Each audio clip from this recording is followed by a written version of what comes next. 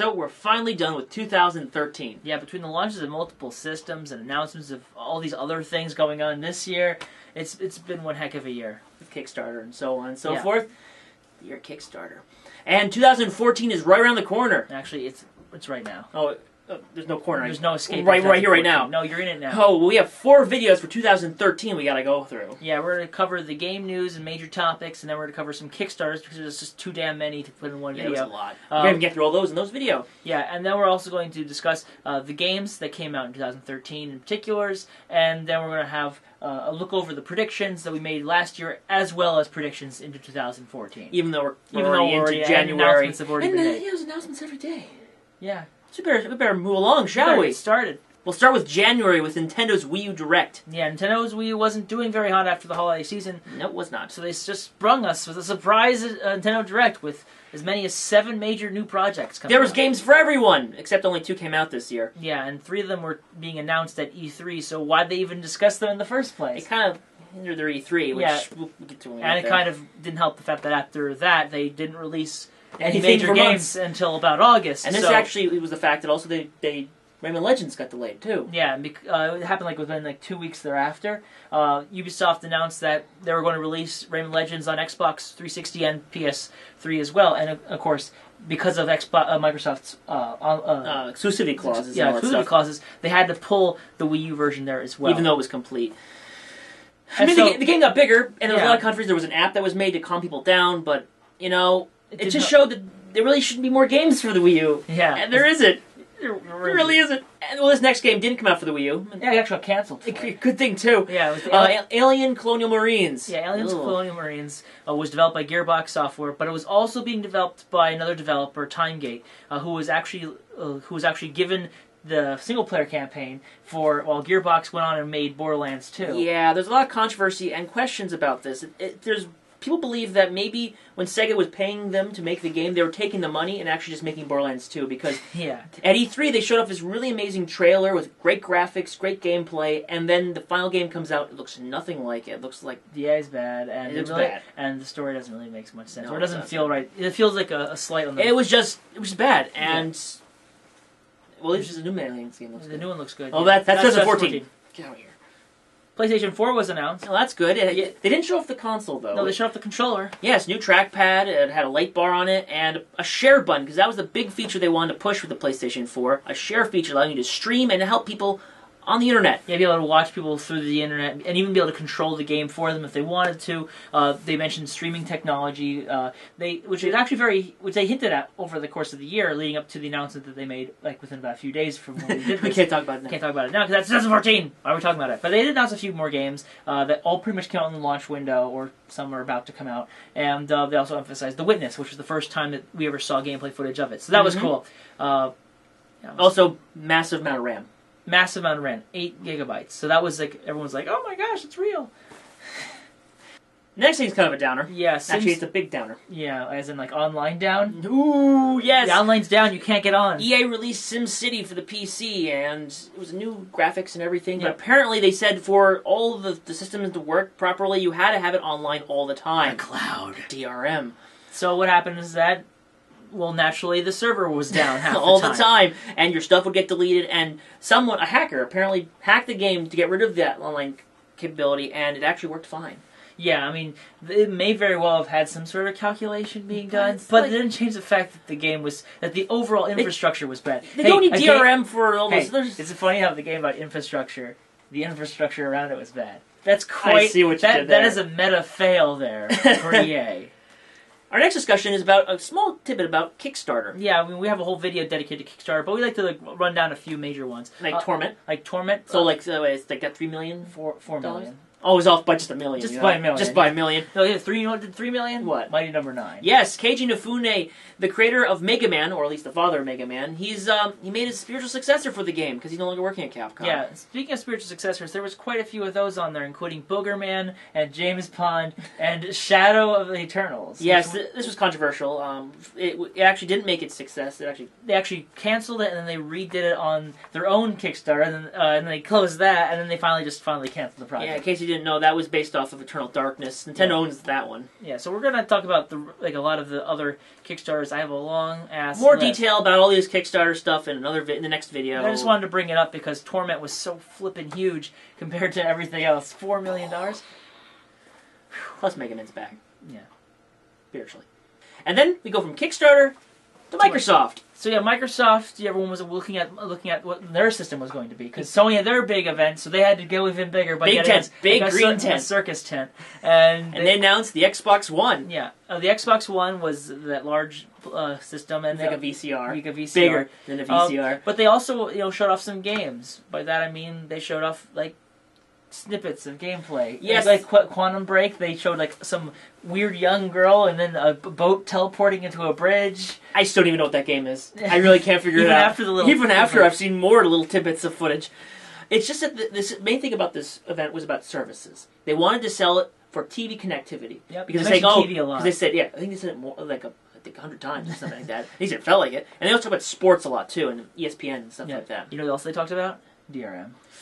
Yes, afterwards, people started asking them questions like, hey, are you going to be making used games available for people to do? Because there was rumors about that. And they were everyone was kind of, well, we really don't know. They didn't have they had all the other policies in place, but just not that important policy. And then it became obvious, after like a few days later, they're like, oh yeah, by the way, you have to be online once every 24 hours for the game to play.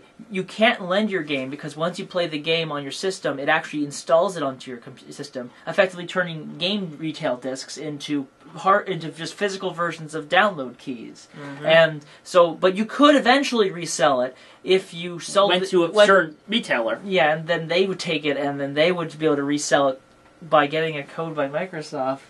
And on top of that, you can have other people who are part of the family plan that you're in. It was very, very weird, and no one liked it. And change is bad. Change is bad. Well, it was not good. It was very anti-consumer, and so people actually went to Twitter and basically pleaded to Sony, please don't take away our used games. Notice you mentioned Sony there. They did say they tried to stop Microsoft, but they were concerned because Sony didn't talk about it at all. Sony had said nothing about it. And there was rumors that they might have. So people were like, well, let's nip that in the butt. So, yeah, that was a big issue, and in fact, kind of bled into E3, which we'll get to after this one little thing released. The Ouya! Yes, the Ouya, which was a major Kickstarter that came out in 2012. It had actually made about $9 million, and then got another $17 million in capital funding through other venues, and they released the Ouya, a $100 console, which actually is available at retailers. So it's actually, you can say it's a thing. You can go buy it. As opposed to those other little homebrew devices that you have to buy from the specialty websites. But no, you can actually go to a store and buy it. This place actually had a distribution. Yeah, and actually have the controller.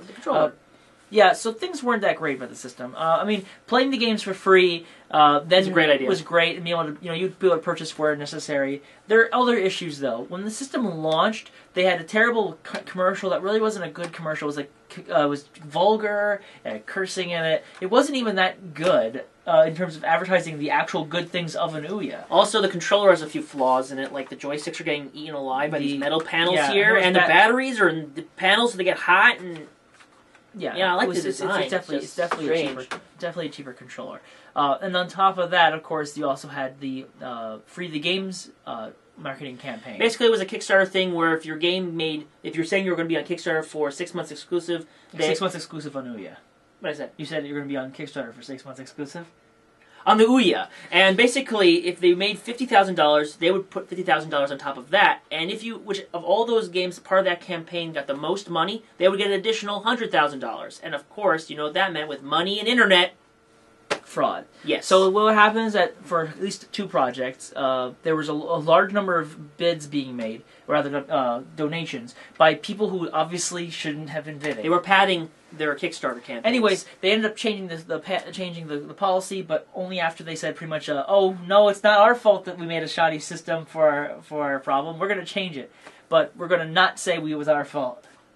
Things like this sort of happen. It still exists. Anyways. And there's another Ouya coming out this year anyways. Yeah, so that means the Ouya we have right now is going to be defunct. And, well, they actually were at E3. They were across the street, and they had like vans parked in front of them. I think it was... trucks. There were trucks. And there was a lot of controversy about that. And, let's talk about E3 since we brought it up. Yeah. So E3. Yeah. First, Nintendo, they were at E3, but they didn't have a conference. They were, but they weren't. Yes, they didn't have a conference. Instead, they had Nintendo Direct. Yeah, the Nintendo Direct, which consisted of the games that They announced at their last Nintendo Direct. And then they had one other game, which was essentially Donkey Kong. Mega Man was it? Smash Bros. Oh, they also had another announcement. And that was, we can't tell because the site was crashing at the time. Yeah, apparently the streaming videos were not good. They didn't use a stronger service, like Game Trailers was saying. We could do it for you, and they're like, no, we'll do it ourselves. And of course, the system was so bad they actually had to apologize publicly, saying, listen, we're sorry about it. We didn't expect that many people were going to watch the video. It was easier to check Twitter than it was to check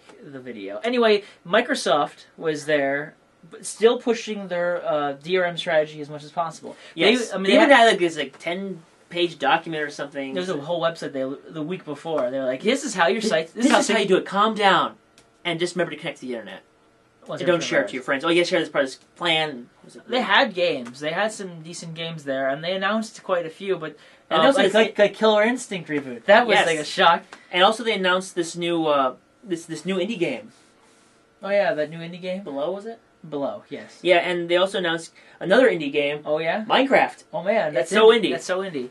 It is technically indie because it was made by one guy, but at the same time it's not indie anymore because it's made so many. It was strange because they were like, we're pushing the indies, and they only announced 2 indies. Where, on the other hand, Sony had like every indie under one umbrella. Sony must have been like already aware that they were going to destroy everything because they were like laughing all the way through this E3. They announced first off they showed off the console, which looked like a rhombus, and then they showed off a bunch of games. Good, and then they talked about the indies, and like we have like 9 indies coming to our platforms, and you play the Vita and play off your PS4, and then boom, no DRM.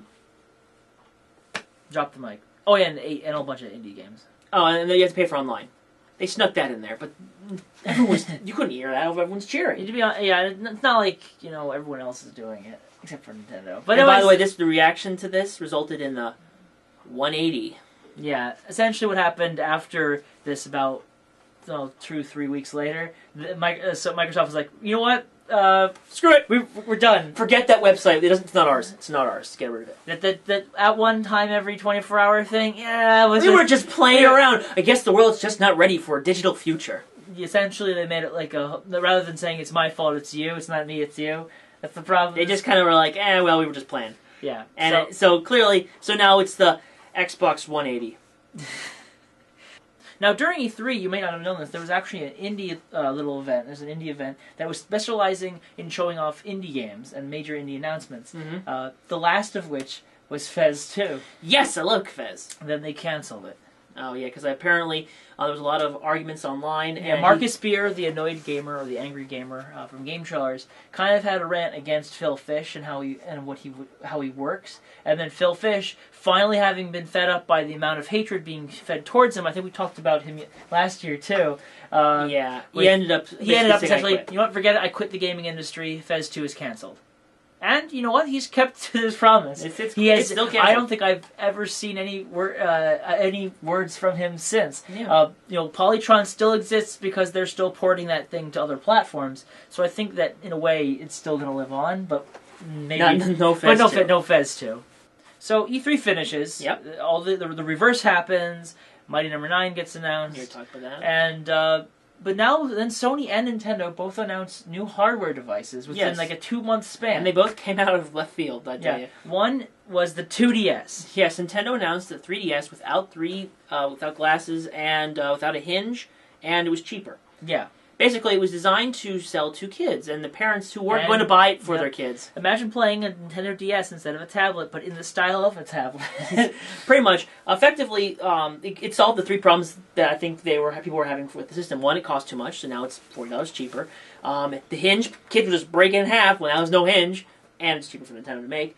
And also, it gets rid of that I heard in 3D! Yeah, but good time, too, because they actually just lost the 3D patent. So, either way, so they released that. It was really weird. People were really concerned about it, and like, why are they making this thing? Though people who have played it say it actually plays pretty good. Yeah, it's not bad. I held it at Comic-Con. It was fine. It's kind of weird because you're still technically holding a box, or an axe head, because it's kind of shaped like... Either way. Then Sony, at Tokyo Game Show, announced the PSVita TV. Yes, for Japan, of course. This device is a little box that plugs into your television and effectively works like a PlayStation Vita, without the trackpad, touchscreen, DualShock stuff. Whatever games have been programmed to run on the Vita without needing to use the touchscreen or trackpad in the back, like Lumines, any of those games could be played on the PS Vita TV. And also, you can play PS4 games on it. And one of the things they were really pushing for was that the PS4 could stream to it. Yes, so if you had a PS4 on your house, you could turn it on and then play it in another room. Ideal, and because of the whole wireless setup, you could technically be somewhere completely different, but still be able to play it through the through Wi-Fi. So that was their big push. It was $100. It was very cheap. And $100, which is even cheaper than the 2DS. So that's just how much focus that Sony was giving on a device. And they said they might bring it to America, though I hear it didn't do that great in Japan. It didn't do that great in Japan. So it might not come to America. Or it might then again, the Vita is not doing great in America either. Yeah, it might come to America because it didn't sell well in Japan. But besides, well, that's 2014. Yeah, so anyway, that's the PS Vita TV, which was very interesting to see. Oh, but we're not done yet with our major console announcements. Come on. Yes, weird, but this one isn't even Microsoft. This is Valve. Valve. Guys behind Steam. Yes. And Half-Life 3.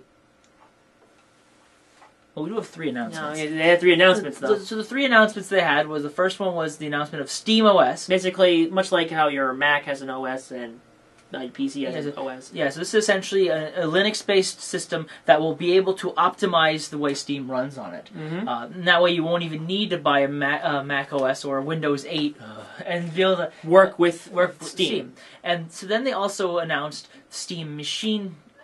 Now, these aren't Steam boxes. They are not making the actual console. They're actually giving the technology and specs to other third parties to build the consoles. Yeah, so essentially they regulate... I think Sony did something like this with the PlayStation mobile devices for a time. But in this case it was, we can give the stamp of approval to these developers to make console... It has to have this big memory stick. It has to have this big of... whatever. Yeah, and these were just recently announced at CES, but that's 2014. But the point is, and actually we had one that was announced by the end of the year, and it was like $500.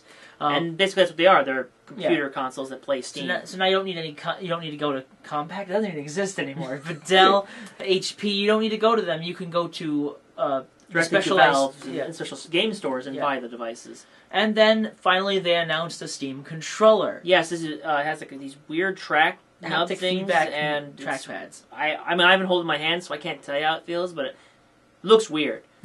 It's weird. I hate change. It's weird. It's real weird. And the buttons are everywhere. This was and the funny thing is, this was just an announcement over the course of a week. It was really kind of crazy. It was crazy. And we're going to find out how it is this year when it comes out. Or one of them comes out. No, they said 2014. The systems are all coming out. Alright, well, then it's coming out. It's coming out. It's just the end of it. It's another video. So Grand Theft Auto 5 came out. Yeah, it's a big thing, but we're just saying here because there's really other stories to say about it, just that it came out. It's just there. It sold a lot. Grand Theft Auto 5. So Atlus's company, Index Holdings, was going bankrupt, and then so Sega bought them. That's right. Sega owns Atlus.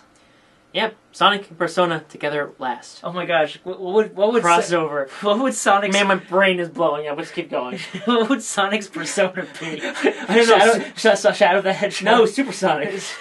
Metal Sonic. Metal Sonic. There we go. I'm losing my mind. Yeah, so nothing seems to have changed drastically since that happened, but hopefully they won't get turned into mobile development, much like Hudson. Yeah, I mean they did announce Persona 5 coming to PS3 at the end of the year of 2014, which means it's not coming here until 2015. PS3, mind, we're talking about this. PS3, They also have the game for the Wii U they have to make. SMT Cross Fire Emblem? Yeah. Oh yeah, that's a thing. Did you forget about that in January? Yeah, that was so long ago, I completely forgot about it. I brought it up now. Hey, I completely forgot about the Wii U. Oh. Yeah, because so did everyone else. So did everyone else. Even Nintendo did. It's unfortunately I had to mention Nintendo there because around that time of year in the fall, Hiroshi Yamauchi passed away. He was essentially the godfather of Nintendo. As it is now. He took it from being a playing card game company to being a video game company. Yep, and he was the head of the company all the way up until about the GameCube. And when he handed it over to Iwata, he still had some say in the development of what became the Nintendo DS and a little bit in what became the Wii. So to give you an idea of just how influential this man was, he went that far. And he doesn't even like video games. But he was a man with a plan. I am the Eggman.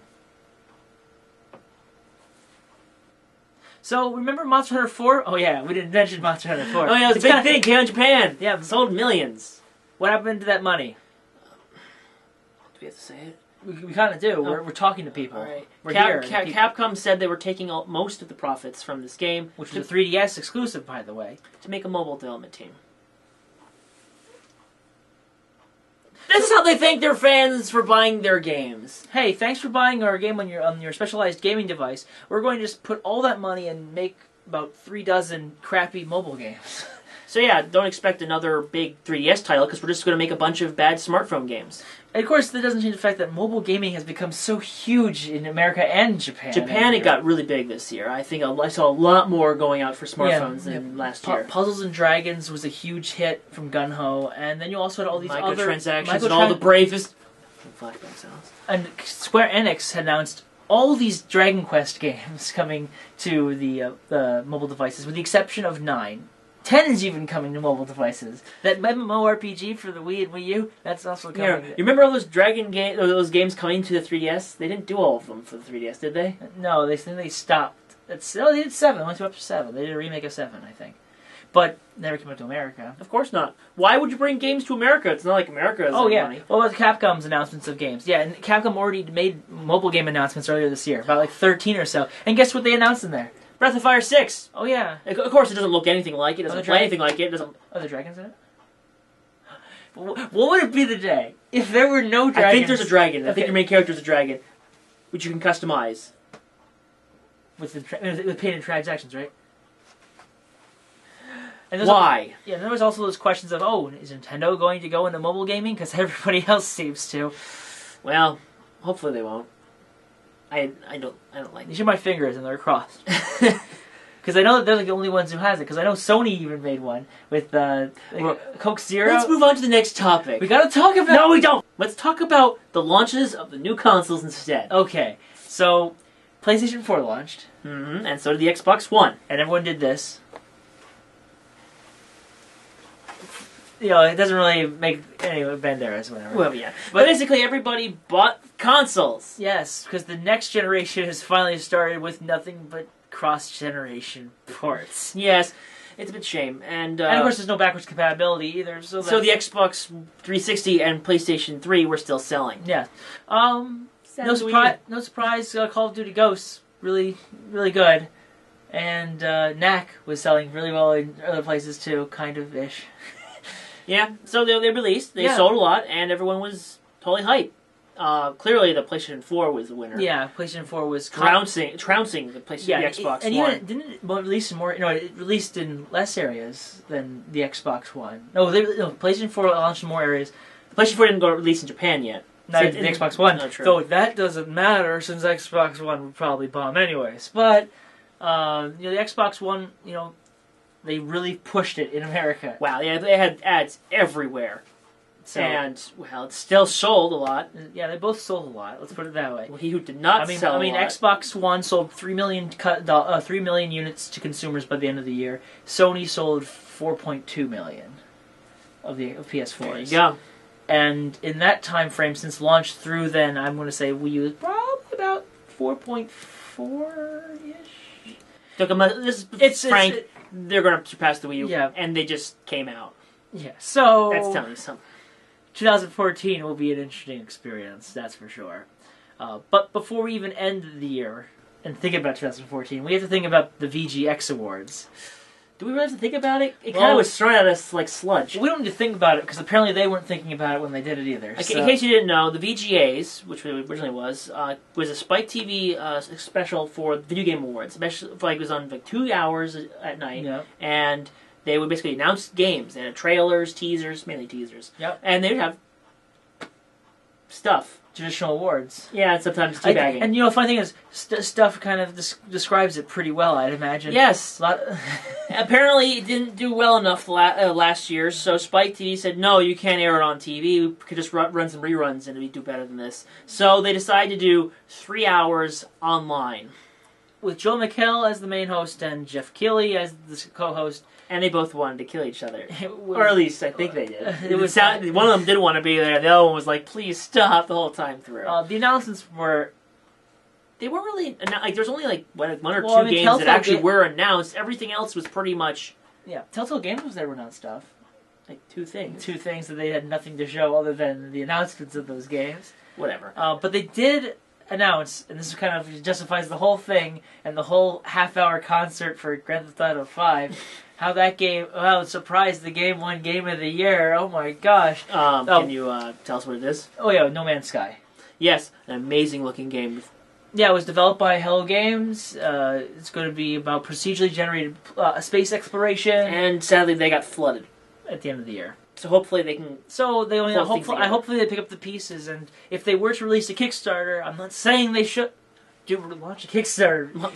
It's not like we're not going to be throwing money at you when the game comes out. Oh, I was going to say, Nintendo was at VGX. Oh yeah, they were at VGX. Cranky Con. You could see the look on their faces. The first time in the entire show's history, and they just say, "Here's Cranky Con. Here's 2 levels." You could see the pain in their eyes. Don't you have anything else?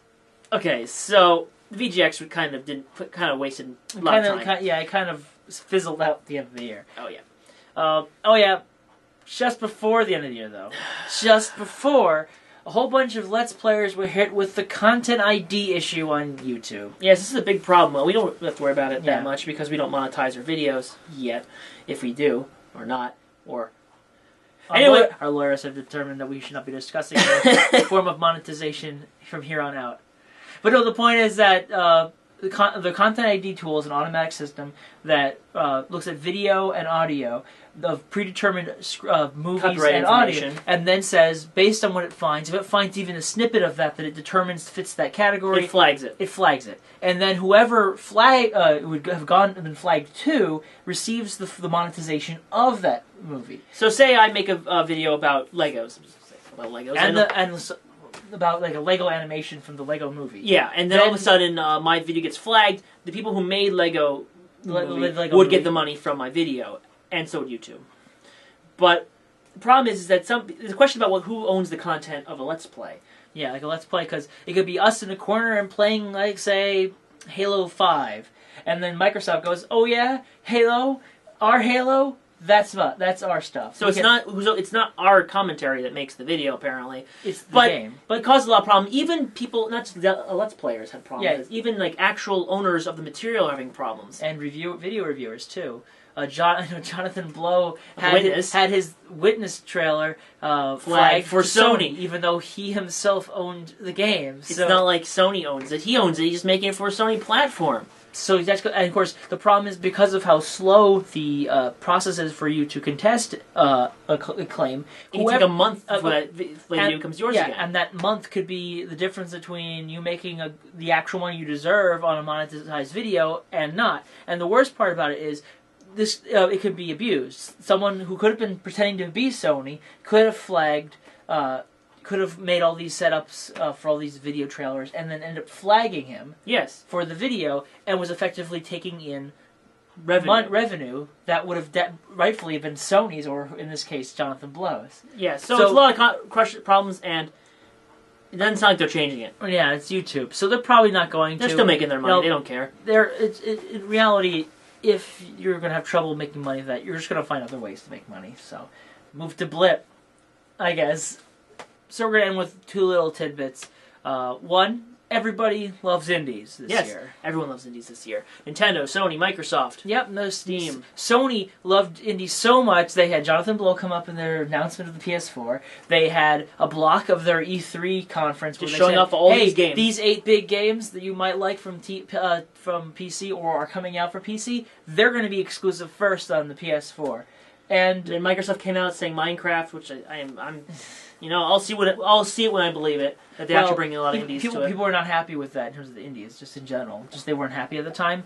But so then Microsoft announced ID at Xbox, which was this new independent platform where people can actually self-publish, provided that they follow in launch parity, which means they launch first on Xbox, or they launch at the same time as everything else. Essentially, all this crazy stuff. And Nintendo had a Unity engine put on their system, as well as a Webframework. Yeah, I mean, in March, they officially announced that Unity engine is free for Wii U developers, and they also announced the Webframework, which allows people to make games through HTML5 and then have it port to the Wii U easily. Now, note, of course, the Unity option is now something that Microsoft is doing too. And then, of course, Ouya with $100, and then the Greenlight from Steam. And Steam Greenlight got modified. So many games. So that was a deluge of indie games. I think it's pretty obvious at this point that indie games are now like the new A game. What we need to do now is have those indies start to not eat one another, but kind of join together, like in a giant transformer, and become big companies and tackle the big giants.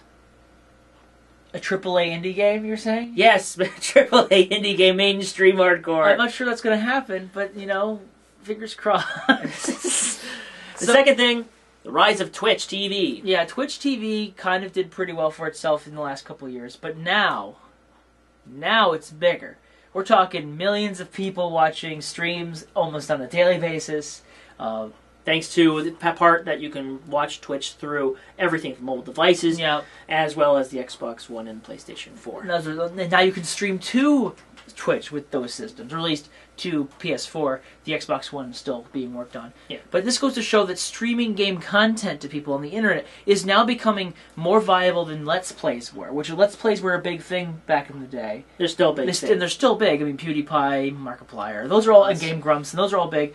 But now it's also about streaming content. Man vs. Game. My Mega 64 has a stream they do every now and again when they play games. Even Giant Bomb has streaming content all the time. It's Capcom stream stuff. Capcom even does stream. They do a weekly playthrough of Monster Hunter 3. So it just goes to show that streaming content's growing, and Twitch is becoming essentially the big one, if not the biggest one. There's really there's a lot of different streaming things. There's not really much competition. And that's the end of 2013. Well, for gaming news. Yeah, we still have 3 other videos to talk about with Kickstarter and some notable games that came out this year, or last year. And then the predictions. Talk about what's coming out in 2014, as well as how we did with our predictions for 2013. Yeah, and if you want, you can still watch the predictions video. Just to get ahead of go. I don't know where you click. Is there a click anywhere? You just click the video. I guess click the... Just find it, I guess. Click anywhere in the video to go to the next part at the very least. Yeah. See you there. Have they gone there yet? I don't know. I think so. Can we leave now? No, we still got to do the Kickstarter video. Oh, okay. We gotta get it started. Yeah, we should probably just gonna wait here. I think are we still recording? We're still. Hi. Did you click?